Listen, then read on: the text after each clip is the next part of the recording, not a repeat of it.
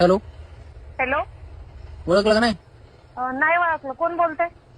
अहो त्या दिवशी नव्हतं का आलो पाहुणा होऊन तुमच्या घरी पोरगी बघा तुमची. पाहुणं होऊन पोरगी. हा हा हा. बोला की. अहो काय झालं हो पुन्हा तुम्ही काहीच सांगितलं नाही. नाही पोरगी नाही द्यायची. नाही लग्न नाही करायचं पोरीचं.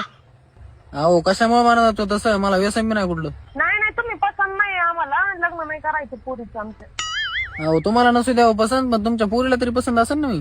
अहो पोरीलाच आमच्या पसंत नाही. मला पसंत करून काय माझं लग्न करायचंय का? पोरीला बी आमच्या पसंत नाही.